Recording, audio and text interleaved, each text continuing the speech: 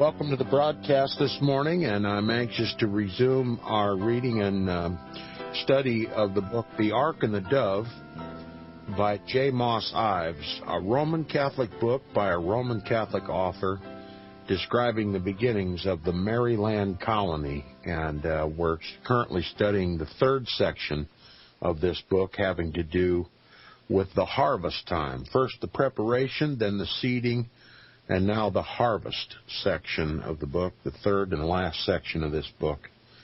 The hopes of which, after reading and understanding some of the history of the Maryland colony and its form of government and its struggles, we come to realize what purpose the Maryland colony finally served in the foundation of our federal government and the United States of America, our Constitution and Bill of Rights, and hopefully, essentially, to understand how we got from a lamb-like government, a Christ-like nation, to a nation that speaks like a dragon and causes the whole world to worship the first beast, Rome. A difficult and complicated subject, but we hope to gain some insight in the reading of this book. Now I'm going to continue where we left off last Friday. It says, there were many Protestants in Maryland who did not favor discrimination against Catholics. Now remember, this was a Catholic colony, and that during the Protestant Revolution that took place after the founding of this Maryland colony, the Protestants gained control of the Maryland government, and persecution of Catholics began. Now, remembering that both Protestants and Catholics were aboard the ships, the Ark and the Dove, when they left the Isle of Wight, and came both interested in seeking religious liberty and a departure from the religious wranglings that continually plagued the British island, Great Britain. And the Maryland colony was established giving religious and civil liberties to all sects of the of the Christian faith, both Catholic and Protestant. And because of Jesuit influence, Jesuit manipulation, and intrigue, which is their trademark, their call to fame, the Protestants uprose.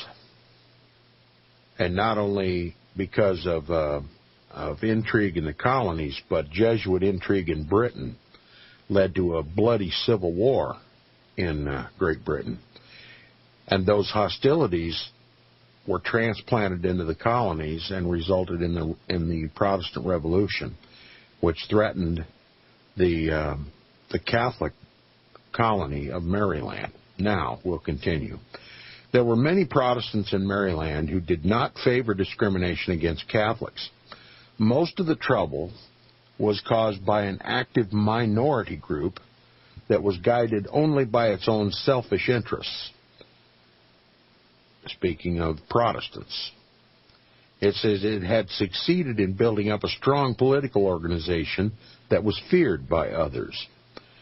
In 1758, the upper house attempted unsuccessfully to relieve the Catholics from the double taxation law on the ground that it, quote, could not be defended on any principle of justice or equity, unquote.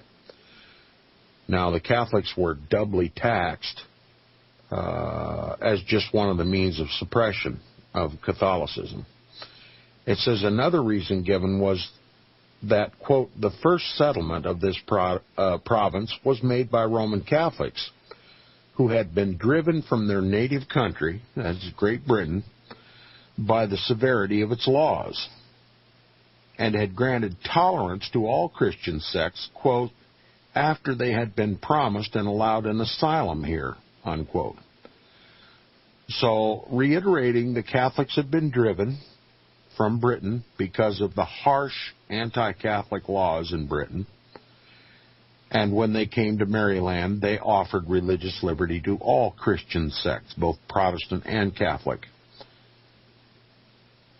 And now, Maryland formed an asylum for persecuted Catholics in Britain. And it said the influence of Charles Carroll, lately returned from his trip to France and England, can be seen in this action and also in the lesson in history that followed. The lower house asked for an explanation, stating that it had never discovered anything in history which disclosed that, quote, the papists, or Catholics, as they were notoriously called papists by those who, Protestants, let's just be simple about it, the papists were promised and allowed an asylum here, unquote. The upper house sent back the word, quote, you may not have been able to discover anything in history to satisfy your assertion that the Roman Catholics were promised an asylum here. This may be so, but it is not our fault that you have not, unquote. Then they proceeded to teach a lesson in history to the members of the popular branch of the Assembly, citing authorities to establish the fact that after the Maryland Charter had been granted, quote, Lord Baltimore, who was then a Roman Catholic, emitted his proclamation to encourage the settlement of his province, promising therein, among other things, liberty of conscience to every denomination of Christians and an equal exercise of religion, unquote. The lesson was lost, says the author. It did not make the slightest impression on the lower house, and the double taxation bill remained a law. So in the year 1755, 5 ships landed at Annapolis, bringing nearly 1,000 refugees to Maryland from the land of Evangeline. The refugees, being both French and Catholic, were not wanted and were not made welcome. They were neither enemies nor prisoners of war, but only neutrals, and could not be paroled, exchanged, nor treated according to the Articles of War. They were distributed among the several counties, but it was only in the little settlement which was the beginning of the city of Baltimore that they found sanctuary. There, some of the Acadians were housed in an unfinished dwelling which was made into a chapel, the first Catholic church in Baltimore. There being no priest in the town, the refugees were visited once a month by the priest resident at Dorrigan Manor. A temporary altar of the rudest description was erected for the services. The congregations, never consisting of more than 50, were made up of exiles, with whom were joined a few Irish Roman Catholics. The Catholic colonists would gladly have rendered aid and provided homes for the exiles, but this they were not permitted to do by law. Quote, we must own with shame, says a Maryland historian, that if not treated with positive inhumanity, they were almost everywhere viewed with suspicion and dislike, and even the charity which their meek wretchedness extorted was grudgingly bestowed, unquote. In a long letter written by Charles Carroll of Dorrigan to his son in 1756, he tells of the plight of the exiles of Acadia. Quote, it has been the misfortune of some of these poor people to be sent to Maryland, where they've been supported entirely by private charity and the little they can get by their labor, which for want of employment has been a very poor resource to them. Many of them would have met with very humane treatment from the Roman Catholics here, but a real or pretended jealousy inclined this government not to suffer them to live with Roman Catholics. I offered the government to take the support of 2 families consisting of 14 souls, but was not permitted to do so. These poor people were perhaps the most unhappy of any on the globe. They manufactured all they wore, and their manufactures were good. They raised in great plenty the provisions they consumed. Their habitations were warm and comfortable. they were all upon a level. In other words, being equal. Being all husbandmen, and consequently as void of ambition as human nature can be. They appear to be very regular and religious, and that from principle, and a perfect knowledge of their duty, which convinces me that they were all blessed with excellent pastors. But alas, how is their condition altered? They were at once stripped of everything but the clothes on their backs. Many have died in consequence of their sufferings, and the survivors see no prospect before them but want and misery." Unquote. In Maryland, where under Roman Catholic rule, Protestant exiles from many lands found refuge from oppression, these faithful and devout people were denied Christian charity.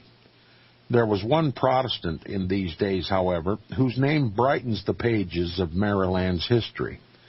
This man was Henry Callister, a merchant of Oxford in Talbot County. He forwarded an address to the king on behalf of the exiles, petitioned Governor Sharp to give them relief and spend large sums of money to relieve their sufferings, to the serious impairment of his own modest fortune. He met with opposition in finding homes, food, and clothing for them, as they were papists, and, quote, "few have charity for them," he said, "but myself," unquote. He made an appeal to the governor to be reimbursed for his outlay, but it does not appear that the request was granted. In 1757, the freemen of his county put themselves on record in a petition to their representatives, praying that, quote, "you use your endeavors in the assembly to have this pest," speaking of the exiles, "removed from among us," unquote. Charles Carroll of Doregan married Elizabeth, the daughter of Clement and Jane Sewell. Of this marriage was born Charles Carroll of Carrollton. While the son was being educated in France and England, his father wrote letters to him, many of which have been preserved and published. They portray the trend of affairs in the colony and gave much of its history from the time of its foundation. They show a keen appreciation of the forces that were at work to retard the growth of civil and religious liberty. At times they reveal the discouragement of the writer in the face of what seemed to him a hopeless task. In 1753, the father wrote, quote, "We're still threatened by our assembly, but I hope by the interposition of our friends in London it'll not be in their power to hurt us." A continual calm in his life is no more to be expected than on the ocean. A continual calm in this life is no more to be expected than on the ocean, unquote. The Carrolls always seem to have had friends in England with enough influence to prevent the extreme measures favored by the anti-Catholic party in the colony from being put into effect. But who these friends were will probably never be known. Interesting. That's very interesting. Who were the friends of the Carrolls in Britain? And it says, the father was proud of his Irish ancestry and advised his son to acquaint himself not only with the family genealogy, but with Irish history. His letter says, quote, "You may, as things are now circumstanced, and considering the low estate to which all the branches of our family are reduced by the struggles the ancient Irish maintained for the support of their religion, rights, and properties, and which received their finishing stroke at the Revolution, think my inquiry an idle one, but I do not think so. If I am not right, the folly may be excused by its being a general one, and I hope for your own and my sake you will gratify me in making as careful an inquiry as possible and giving me what light you can on the subject. As soon as there is peace, I will send you the genealogy in Irish and English, and I desire you will get our family in particular traced to its origin." Unquote. These were hardly anyone, there was hardly anyone at this period who perceived that the seeds of civil as well as religious liberty were planted for the first time in America on the banks of the St. Mary's, speaking of Maryland. And it says, for that matter, there are few in this day and generation who have this appreciation. Charles Carroll of Dorrigan had made a thorough study of the foundation of the Maryland colony, and he saw clearly that with equality of civil rights and the right of franchise freely given, that there had been the full realization of the changed motto on the Carroll coat of arms. Now remember, originally it said, strong in faith and in war, and it was changed to liberty in all things. And that I pointed out earlier when we brought this up, when the book brought this up, the change of the motto on the Carroll coat of arms, that it literally signifies the change in character of the Catholics of Britain that came to the colonies. Because in Britain, they were strong in faith and in war, seeking to overthrow the Protestant Reformation. They were strong in their Catholic faith, and to be strong in the Catholic faith means to be strong in war against the heretic. But there was an unnatural change of characteristic of these Catholics that came to the colonies. All of a sudden, contrary to Roman Catholic teaching, contrary to all Roman Catholic history, they demanded liberty in all things, not just for themselves, but for Protestants. Now, it's important for my listeners to realize that while this book seems to give credit to Catholicism for religious liberty in this country, that Catholicism in this country is diametrically in opposition to Roman Catholic history. And I think this lesson is lost, and especially in regard to one email I got from a listener that somehow I've failed to explain, that the liberty of conscience and the liberty of civil rights can only be attributed to Catholics based on their temporary change of attitude when they came to the colonies. And that temporary change of attitude was only for the purpose of gaining control of the country. Because had the Catholics who came to this country acted as the Catholics in Great Britain, there would have been there would have been civil war.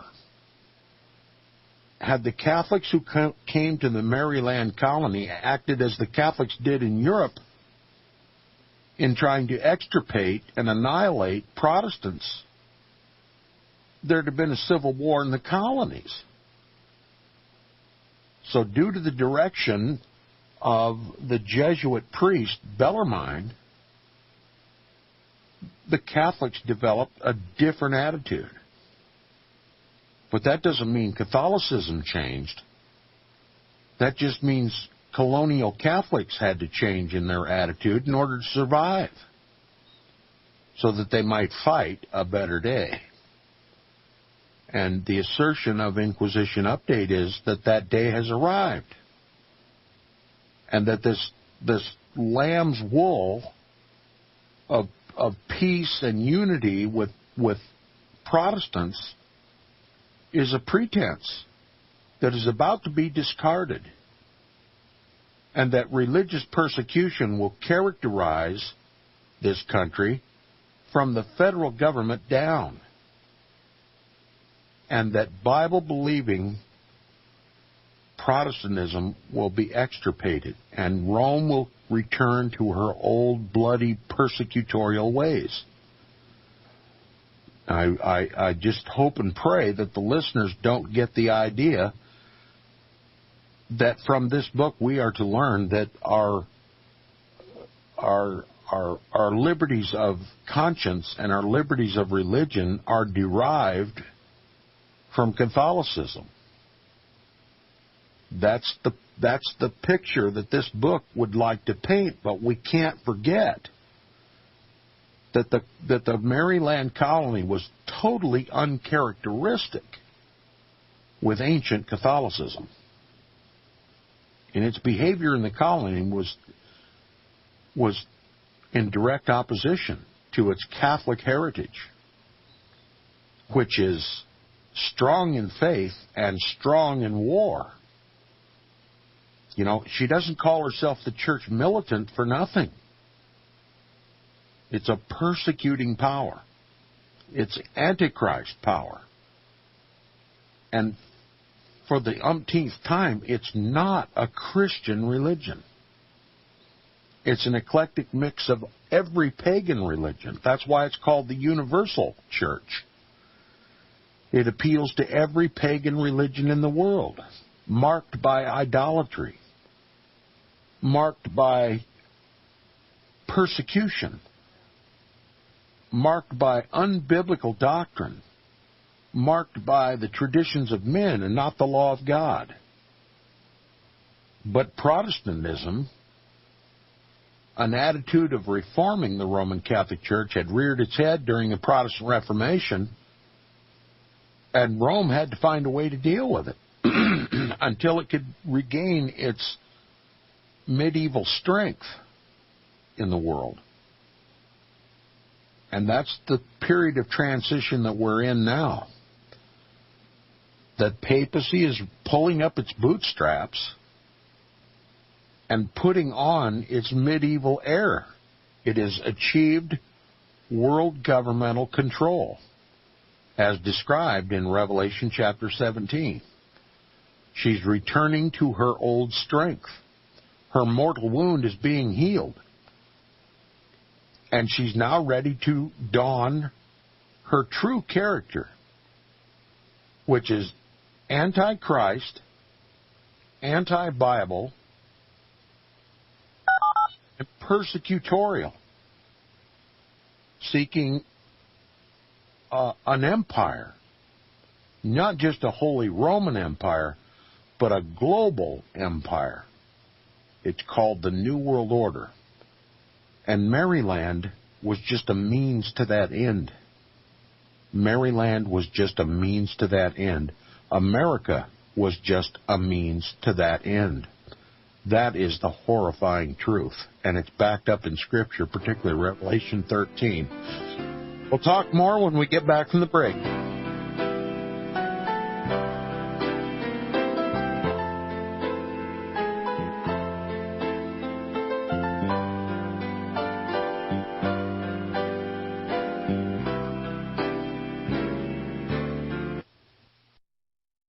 You're listening to FirstAmendmentRadio.com worldwide. Freedom is never free. We need your support today at FirstAmendmentRadio.com. Hear it first on FirstAmendmentRadio.com and FirstAmendmentRadio.net. I know you all want answers, and believe me, so do I, and I'll do my best to get them. Have you seen the Left Behind movies? Have you read the Left Behind fictional book series? Not everyone believes Left Behind is true prophecy. Some may even regard as conspiratorial the mainstream re-release of the Left Behind movie with actor Nicolas Cage portraying the main character as an attempt to further reinforce in the minds of all this perception of false prophecy in order to condition the masses for the play about to begin. Because they see the world stage shaping to fulfill what they have been led to believe is sound biblical interpretation, a left behind rapture scenario, this false view of prophecy is reinforced in the mind, not only of its adherents, but also includes those who have been merely exposed to the specific media. Is it possible that false prophecy can be fulfilled? The rapture theories have always been in dispute. Pre-trib, mid-trib, and post-trib disputes have risen up in exclusively evangelical circles of recent history, so that when true believers don't suddenly disappear, this element will easily go by the wayside when all see a new Jewish temple begin to be built. Will this be part of the great delusion that will come upon the whole earth? It seems that this great prophetic delusion has already overcome practically the entire American evangelical and Christian world. Get the book, The Rapture Will Be Canceled. To learn more, visit crosstheborder.org. That's CROSS, crosstheborder.org.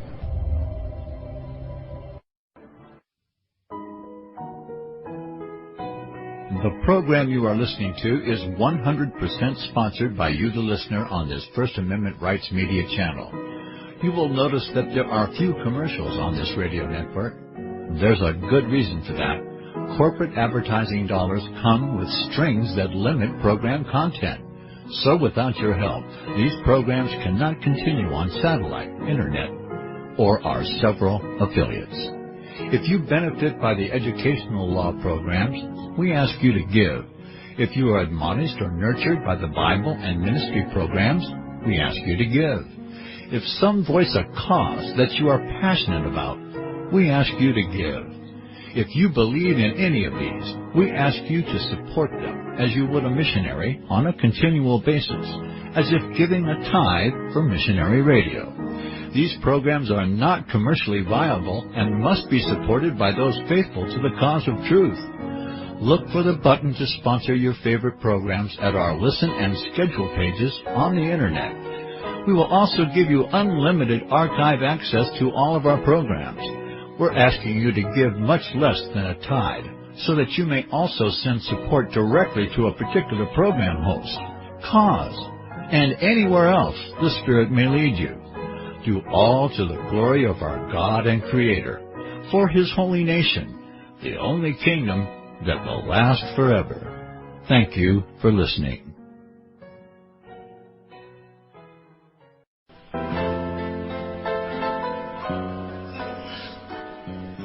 Welcome back to the second half hour of Inquisition Update on FirstAmendmentRadio.com. If you wish to contact me, please email me at tom@seawaves.us. That's tom@seawaves.us. tom@seawaves.us. And also check out the website, inquisitionupdate.org. And if you would like to support Inquisition Update, please support First Amendment Radio, who sponsors the program, and we thank Brother Nicholas for recognizing the value of this information and putting it on the air. Now, continuing in the book, The Ark and the Dove by J. Moss Ives, remember that the Carroll family had changed the motto of their coat of arms from strong in faith and in war to liberty in all things. And in a letter written to his son, Charles Carroll of Carrollton in 1760, is contained this statement, quote, Maryland was granted to Cecilius, Lord Baltimore, a Roman Catholic, and all persons believing in Jesus Christ were by the charter provisions permitted the enjoyment not only of religious but civil liberty, unquote. Here was the first written recognition of the dual nature of the Maryland Foundation, the establishment of both religious and civil freedom. This letter tells that Maryland was chiefly planted by Roman Catholics, and that all sects continued in the peaceful enjoyment of their liberties until the Protestant Revolution of 1688, when a mob, encouraged by the example set them in England, rebelled against Lord Baltimore, stripped him of his government and his offices of their places, unquote. It tells how the Crown assumed the government and hindered the Catholics in the free exercise of their religion, and how Benedict, Lord Baltimore, on conforming to the established church, that is, the Church of England, remember, for convenience sake, he departed the Catholic tradition and joined the Church of England to restore himself to the control of the Maryland colony. He had conformed to the established church, the Church of England, was restored to his government. So there you have it. And it says the writer takes Charles V, Lord Baltimore, to task for, quote, being mean enough, unquote, to assent to the laws which disqualified Catholics from voting for members to represent them by requiring, quote, all the oaths taken in England to be taken here, that is, the oaths of fealty to the British Crown and to Protestantism, which no Catholic could do, so they, not being able to swear the oath, disqualified themselves from any public office and the right to vote, and depriving them of the right to hold office. It says, no act of law compelled them to do these things, quote, and he did it to cajole an insolent rabble who were again aiming to deprive him of his government, unquote.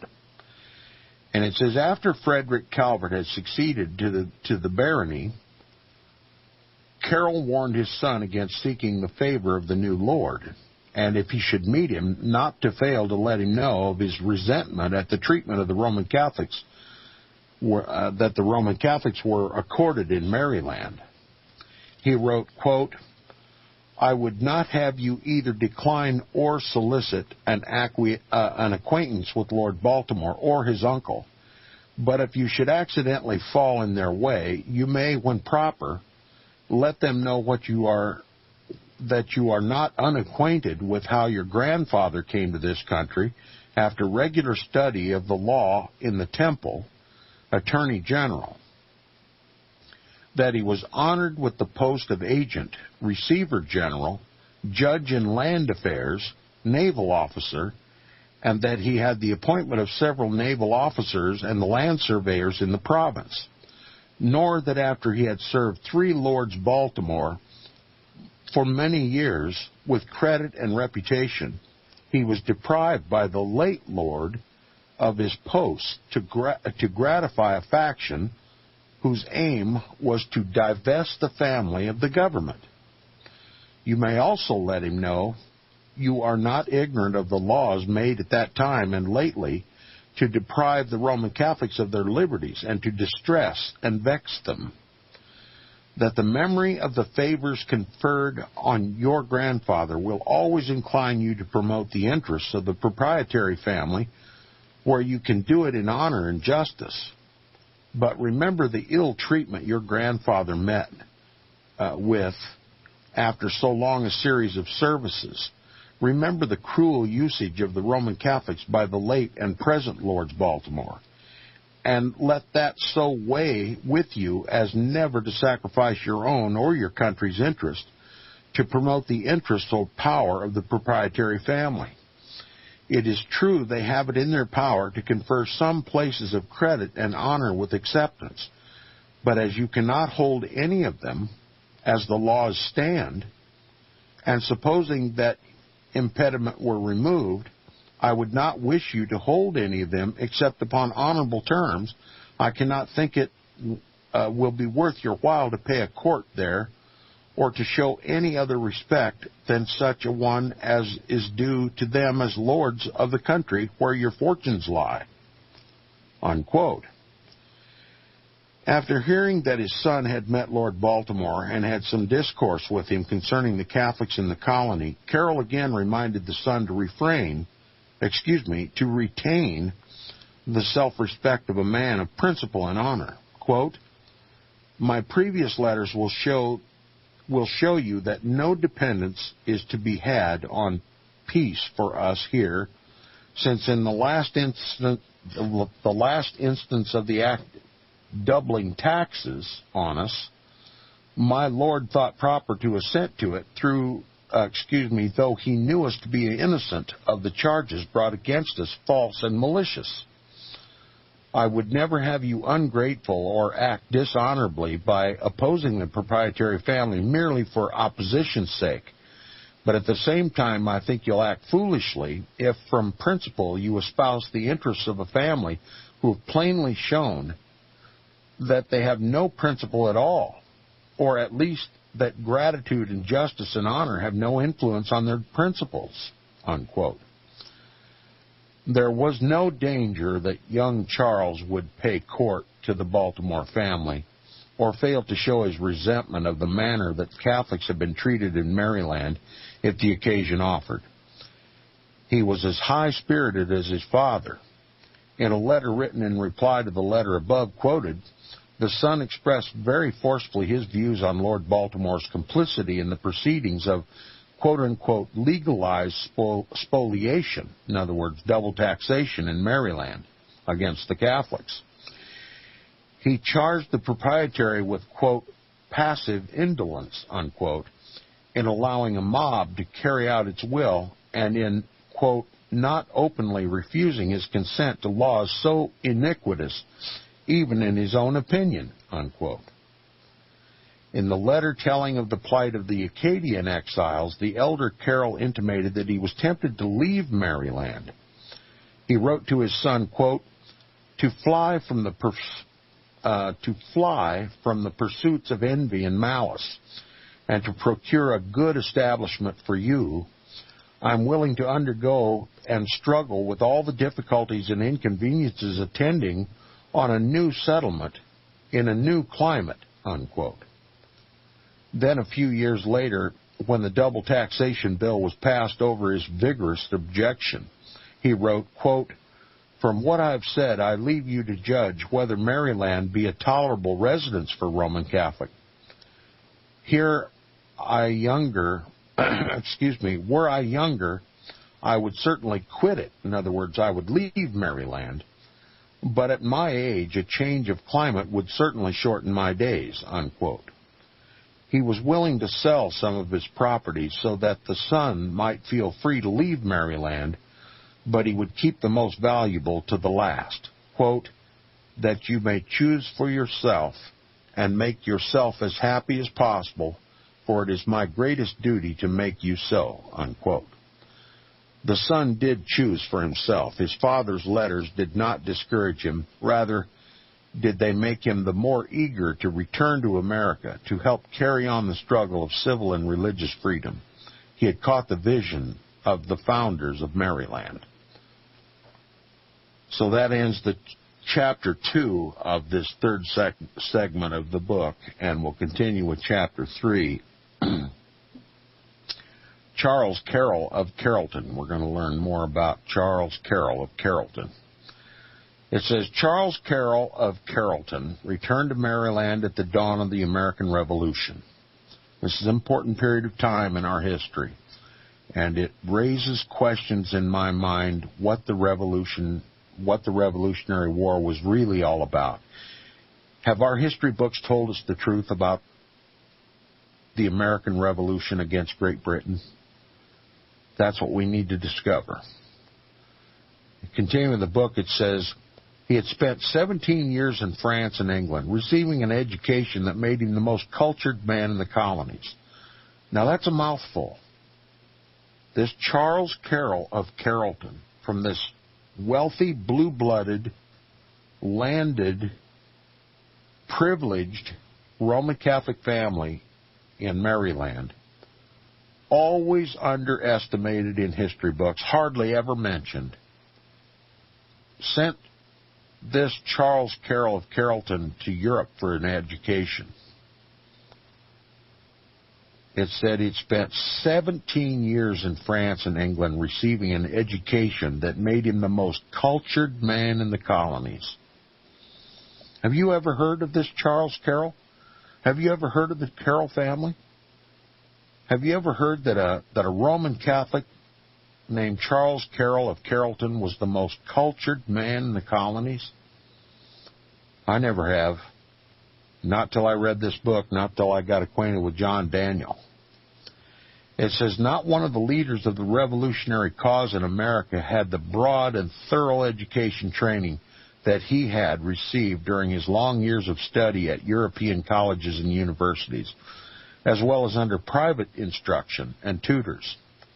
It was an education that peculiarly fitted him for the part he was to play in American affairs. So here's an admission that this Charles Carroll, highly privileged and educated in Europe, a devout Roman Catholic, would play a large part in American affairs. At the age of 11, after a year spent at Bohemian Manor School, he had sailed from France with his cousin, John Carroll. Now, he became a Jesuit priest, remember. And it says he sailed for France with his cousin, John Carroll, to enter the college at St. Omer's. John Carroll was to study for the priesthood, and in 1753, while at St. Omer's, he took the first vows of the Jesuit order. In the same year, Charles Carroll of Durigan wrote to his son that, quote, Jackie, which is another name for this John Carroll that became a Jesuit, Jackie, I suppose, is gone up the hill, unquote. Now listen to what the author says. He said, here is found the use of the same code that was used in the Maryland letters of the second Lord Baltimore, who always referred to the missionaries as, quote, unquote, those on the hill. Those on the hill. Jackie going up the hill meant that John Carroll was entering the Society of Jesus. I wonder if that code still exists today, those on the hill. Where do we hear that expression all the time? Washington, D.C., don't we? Those on the hill? Maybe it's nothing, but maybe it's something. But it says, Jackie going up the hill meant that John Carroll was entering the Society of Jesus. What do we believe when we hear the word going up the hill? We believe the congressman's been elected to Congress. He's going up to the hill. My assertion is the Jesuits control Washington, D.C. And I'm not the only one. Liberty Radio Live has plenty of people that believe this. Does it mean going up the hill mean you've entered the Society of Jesus when you become a congressman or senator? Just a thought. It says, Charles Carroll remained at St. Omer's for 6 years, receiving the equivalent of 2 years of preparatory school and a 4-year college course. From St. Omer's, he went to the College of the Jesuits at Reims, and after finishing at Reims, he spent a year at Bourges, where he studied civil law at the university founded by Louis XI, which was famed for its department of jurisprudence. He spent several years in Paris studying under private tutors and at the College of Louis le Grand. It says for at least 11 years he had been under the instruction of the Jesuits. This education became a permanent influence in his life, an influence that largely shaped his whole career. The life, services, and character of Charles Carroll of Carrollton speak well of the Ratio Studiorum. Now, the Ratio Studiorum was spoken of earlier in the book, and it was also spoken of in F. Tupper Saucy's book, Rulers of Evil, and it is the program of education, the program of Jesuit education. It literally forms the basis for our entire education system in this country. It picks the areas of study, those areas of study that we're so acquainted with, science, philosophy, and that sort of thing, are part of the Jesuit Ratio Studiorum. And if we ever comprehend just how much influence Jesuit education has, even in our civil form of education, our government form of education, it'd make the hair stand on the back of your neck. I mean, little time is spent in the Scriptures anymore. We're more interested in business and accounting and philosophy and physiology and mathematics and science and the arts. That's the ratio studiorum. And the Jesuit strategy was to take the Protestant mind out of the Bible and put him in things that he could enrich himself with. Take it out of the spirit and put it in the flesh. I think that was the basic strategy of the Jesuits. After the Protestant Reformation, when the Bible became so important to the lives of Protestants, the revelation of Jesus Christ, for the first time in all their lives, they had the Bible in their own language. They could read it for themselves, and they realized that they didn't need a pope. They didn't need a priest. They had Christ. They didn't need a church. They were the church. And they had liberty in Christ Jesus. And that put the Pope on the ropes. That put the whole Catholic Church and the whole papal system under extreme threat. The people were overthrowing their papist governments. Overthrowing the governments that the papacy had crowned and seated all over Europe to persecute the heretics. They were overthrowing their governments, and they were writing their own constitutions. And they were becoming affluent and prosperous. And they were seizing lands that had always previously been owned by the papacy and putting it back into production for the people. So the Jesuits came up with the ratio studiorum, learning against learning. The Protestants, the Bible believers, were learning from the Bible, and that Bible had the power to overthrow Satan's realm. So they simply created the ratio studiorum to distract God's people from the Word of God and put them back in the earth where they could be manipulated and enslaved back again into subservience to the papacy. The Bible is the Vatican's worst enemy. The more time spent in the Bible, the more powerful the Pope's opposition is. The Jesuits know it, the Vatican knows it, all of Satan's emissaries know it. And we need to put more focus back in the Scriptures and to put that evil power in the earth back in the box. But I'm afraid if it comes, it'll come too late. Now, continuing with the book, it says, some of his readers had been on the American mission and so were familiar with the conditions in the colonies which would soon have to be faced by the young pupil when he had completed his education. Speaking of Charles Carroll. Quote, I cannot ask to have a better account of you than what I have from Messrs. Corval, Wappler, and Newton, his father wrote to him in 1773. Those names were all priests. Carroll following the custom of the Lords Baltimore and always referring to them in his correspondences as Mr. or Messrs. Father Wappler was a German who had been in Maryland and in Pennsylvania until 1748, the year that the two Carroll boys had sailed for France. So it's impossible that they embarked on the same ship. Excuse me. Someday I'll learn to read. It says they sailed for France, so that it is probable that they embarked on the same ship. One of his instructors wrote to his father that his son was, quote, the finest young man that ever entered the house. I should regret the loss of one who, during the whole time he was under my care, never deserved on any account a single harsh word, and whose sweet temper rendered him equally agreeable both to equals and superiors.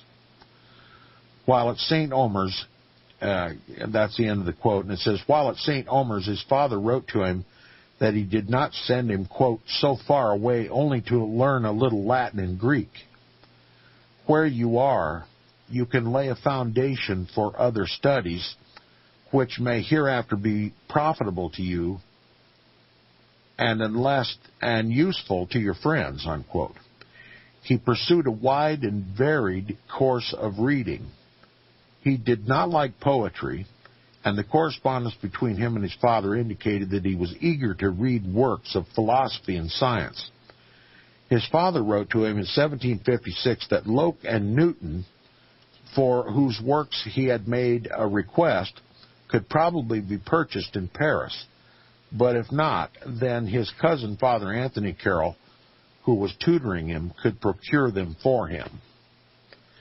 He brought home with him a valuable testimonial of his proficiency in his collegial courses, which is now to be seen hanging on the walls at the library at Dorrigan Manor. It is a list in Latin of the theses delivered by him at the close of the studies in Paris, and is ornamented by the Carroll crest. The Reverend F.H. Richards, Society of Jesus, a Jesuit priest, one-time president of Georgetown College, now known as Georgetown University, writes that these essays represented, quote, a public defense covering the whole of philosophy, both mental and physical. This, no doubt, was a great honor, as he would not have been allowed to make a public defense had he not been thoroughly conversant with the subjects of his theses, unquote. He left France for England in 1759 to take chambers at the Inner Temple for the study of law. His father wrote to him, quote, you must stay at least 4 years in the temple. You cannot acquire perfect knowledge of the law in less, if in so short a time. And that knowledge is essential to you, as I shall leave you to dispute many things which the present injustice of the times will not permit me in prudence to contest, unquote. So in other words, go study the law, son. Study it well. It's going to take you 4 years or more.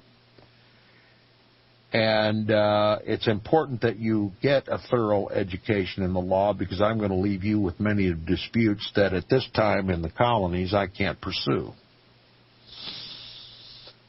And it says, the elder Carroll, realizing his lack of a legal education, desired his son to be prepared to fight for equal justice, which at times seemed to him to have vanished from Maryland. The younger Carroll remained in London nearly 6 years. He was not inclined at first to make any attempt to be called to the bar. He wrote to his father, and we've come to the end of the broadcast, so I'll begin with the quote tomorrow. John Daniels will be my guest tomorrow on the program, and we'll get into this book more and explain it more for your understanding. So we'll return to this tomorrow on the broadcast. You're listening to Inquisition Update on FirstAmendmentRadio.com. Stay tuned for more godly teaching on First Amendment Radio. I'll see you tomorrow.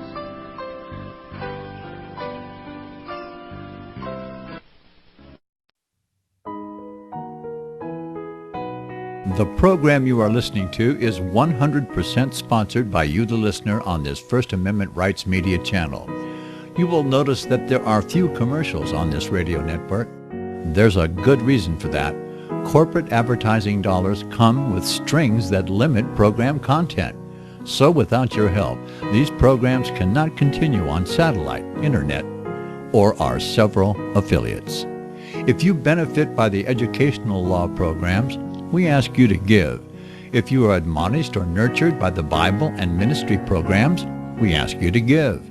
If some voice a cause that you are passionate about, we ask you to give. If you believe in any of these, we ask you to support them as you would a missionary on a continual basis, as if giving a tithe for missionary radio. These programs are not commercially viable and must be supported by those faithful to the cause of truth. Look for the button to sponsor your favorite programs at our listen and schedule pages on the internet. We will also give you unlimited archive access to all of our programs. We're asking you to give much less than a tithe, so that you may also send support directly to a particular program host, cause, and anywhere else the Spirit may lead you. Do all to the glory of our God and Creator, for His holy nation, the only kingdom that will last forever. Thank you for listening.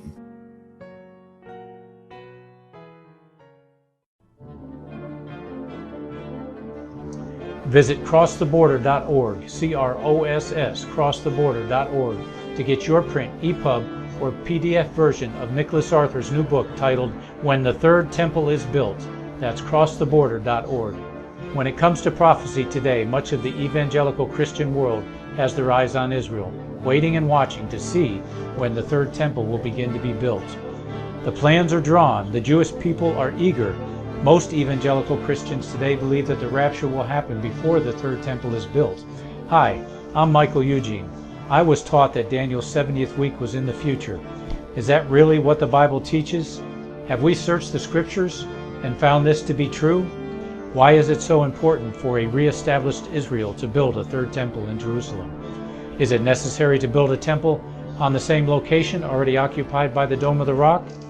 Is it necessary for sacrifices to take place in the temple on Temple Mount? Is there really a rapture followed by 7 years of tribulation? What is the New Testament temple?